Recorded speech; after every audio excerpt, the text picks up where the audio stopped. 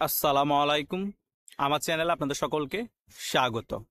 গতকাল রাতে মানে 17 এপ্রিল অন্তর্বর্তীকালীন সরকারের প্রধান ডক্টর ইউনূসের সাথে পাকিস্তানের পররাষ্ট্র সচিব আমানা বালুচের সাথে বৈঠক হয়েছে। বৈঠকের মধ্যে কি কথা উঠে এসেছে সেটা আমি আপনাদেরকে পড়ে শোনাচ্ছি। আপনারাই চিন্তা করবেন যে ডক্টর ইউনূস সরকার কি করতে চাচ্ছে।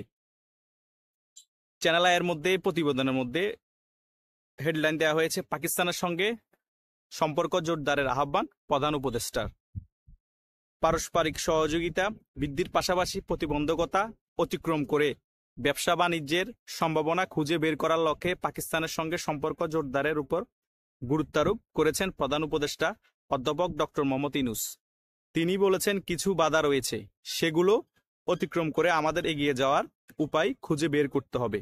বৃহস্পতিবার 17 এপ্রিল রাষ্ট্রীয় অতিথি ভবন যমুনায় পাকিস্তানের পররাষ্ট্র সচিব আমনা বালুচ প্রধান উপদেষ্টার সঙ্গে সাক্ষাৎ করতে গেলে তিনি এই আহ্বান জানান।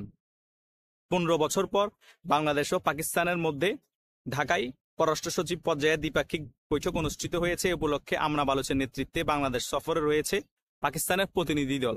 পাকিস্তানের প্রতিনিধি দল কিন্তু বাংলাদেশে এখন রয়েছে, অনেকেই আমরা লাপাত্তা।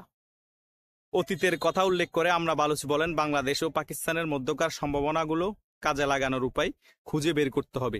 তিনি বলেন, আমাদের নিজেদের মধ্যে বিশাল আঞ্চলিক বাজার রয়েছে, আমাদের এটি কাজে লাগানো উচিত। আমরা প্রতিবারই সুযোগ হারাতে পারি। দুই দেশের বেসরকারি খাতের মধ্যে নিয়মিত ব্যবসা টু ব্যবসা B2B যোগাযোগ এবং সব পর্যায়ে সফর বিনিময় হওয়া প্রয়োজনের কথা এ সময় তুলে ধরেন তিনি। প্রধান উপদেষ্টা প্রেস উইং জানায়, 2025 সালের জানুয়ারিতে পাকিস্তানের শীর্ষ ব্যবসায়ী চেম্বার FPCCI এর একটি প্রতিনিধি দল বাংলাদেশে সফর করে। সে সময় FPCCI এর সঙ্গে একটি সমঝোতা স্মারক সই করে তারা। পাকিস্তানের পররাষ্ট্র সচিব আশা প্রকাশ করেন, এপ্রিলের শেষের দিকে দেশটির উপপ্রধানমন্ত্রী ইশাক দারের আসন্ন সফর দুই দেশের সম্পর্ককে আরও দৃঢ় করবে। প্রধান উপদেষ্টা বলেন, তিনি বরাবরই পাকিস্তান সহ প্রতিবেশী দেশগুলোর সঙ্গে সম্পর্ক ঘনিষ্ঠ করার পক্ষে ছিলেন, বিশেষ করে সার্ক কাঠামোর আওতায়। তিনি বলেন, বাংলাদেশ ও পাকিস্তানের মধ্যে আরও বেশি যুগ বিনিময় ও সাংস্কৃতিক অনুষ্ঠান আদান প্রদান করা উচিত, যাতে জনগণের মধ্যে সম্পর্ক জোরদার হয়। আমরা অনেকদিন ধরে একে অপরকে মিস করছি একে অপরকে পাকিস্তান, কারণ আমাদের সম্পর্ক হিমায়িত ছিল। আমাদের সেই বাধা অতিক্রম করতে হবে। অধ্যাপক ইউনূস জানান, 2024 সালের সেপ্টেম্বর মাসে জাতিসংঘ সাধারণ পরিষদের অধিবেশনের ফাঁকে নিউ ইয়র্কে এবং 2024 সালের ডিসেম্বর মাসে D8 সম্মেলনের ফাঁকে কায়রোতে পাকিস্তানের প্রধানমন্ত্রী শাহবাজ শরীফের সঙ্গে তার বৈঠক দ্বিপাক্ষিক সম্পর্ক অগ্রগতির ক্ষেত্রে গুরুত্বপূর্ণ ছিল। বাংলাদেশ ও পাকিস্তান সার্ক, OIC এবং D8 এর মতো বহুপাক্ষিক ও আঞ্চলিক ফোরামে ঘনিষ্ঠভাবে কাজ করে যাবে বলে আশা করেন তিনি। এ সময় প্রধান উপদেষ্টার কার্যালয়ে SDG বিষয়ক মুখ্য সমন্বয়ক লামিয়া মোর্শেদ ও বাংলাদেশ নিযুক্ত পাকিস্তানের হাই কমিশনার সৈয়দ আহমেদ মারুফ সহ অন্যান্যরা উপস্থিত ছিলেন। এখন আমার ব্যাপার হচ্ছে, পাকিস্তানের সাথে এত স্ট্রংলি বন্ডিং করার মেইন কারণটা কি? মেইন কারণটা হচ্ছে, ইন্ডিয়ার সাথে বাংলাদেশের এখন ভালো যাচ্ছে না এবং মনোমালিন্য চলতেছে। এখন যদি ইন্ডিয়াকে দমাতে হয়, পাকিস্তানকে তাদের হাতে লাগবে। কিন্তু তলাবিহীন একটি জুড়িকে আমরা এত বন্ধুত্বপূর্ণ সম্পর্ক করে কি লাভ? কোনো লাভ আছে? কোনো লাভ নেই। তারা বলতেছে 55 বছর আগে আমাদের উপর যে জুলুম নিপীড়ন করেছে, যুদ্ধে আমাদের অনেককে মেরেছে, তার জন্য নাকি তারা ক্ষমা চাওয়ার প্রস্তুতি নিচ্ছে এবং বাংলাদেশে যে পরিমাণ ক্ষতি হয়েছে তার ক্ষতিপূরণ দেওয়ার জন্য তারা প্রস্তুতি নিচ্ছে। আমার কথা হচ্ছে, বাংলাদেশে যে ক্ষতিপূরণ ওরা দিতে যাচ্ছে, কিসের ক্ষতিপূরণ দিবে? 30 লক্ষ মানুষ যে হত্যা করা হয়েছে তাদেরকে জীবিত করতে পারবে তারা? 2 লক্ষ মা বোনের ইজ্জত নিয়েছে, তাদেরকে জীবিত করতে পারবে তারা? বিভিন্ন ঘর বাড়ি কলকারখানা ধ্বংস করে দিয়েছিল তৎকালীন সময়ে, সেসবের ক্ষতিপূরণ বুঝলাম দিয়ে দিল, কিন্তু এই জানের ক্ষতিপূরণ কিভাবে দিবে? মুসলিম মেয়েদেরকে ধর্ষণ করেছে, এর ক্ষতিপূরণ কিভাবে দিবে? এরা সত্যিকারের মুসলিম হলে নিজেদের মা বোনদেরকে এভাবে ধর্ষণ করতে পারতো না, নিজেদের মুসলিম ভাইদেরকে এভাবে মারতে পারতো না। তারা ছিল যে আসলেই কামিনারা এখন বন্ধুত্বের রূপ ধরে বাংলাদেশে ঢুকে বাংলাদেশকে তাদের মতো তলাবিহীন ঝুরি করতে যাচ্ছে।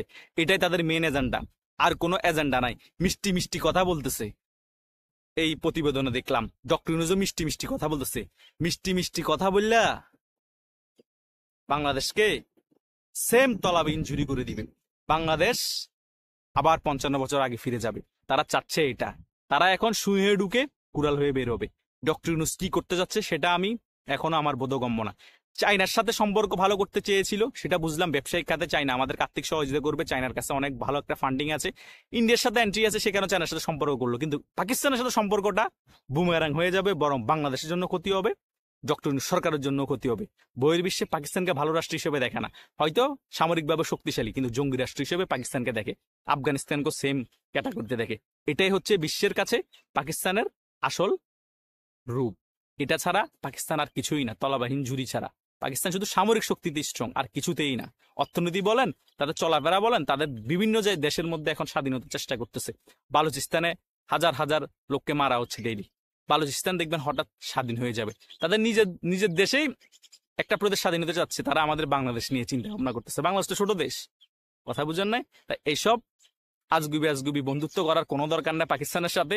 যা আছেন ভালোই আছেন, যেটা করেছেন এখন সামনে দেখেন আপনার পরিস্থিতি কি হয়। পাকিস্তানের সাথে সম্পর্ক যখন জোরদার করতে যাচ্ছেন, আবার পররাষ্ট্র সচিবের সাথে বৈঠক বসতেছেন, বসতেই পারেন আপনি অন্তর্বর্তীকালীন সরকারের প্রধান, কিন্তু পাকিস্তান আমাদের সত্যিকারের বন্ধু না, এটা আমাদের সকলের সবসময় মাথায় রাখতে হবে।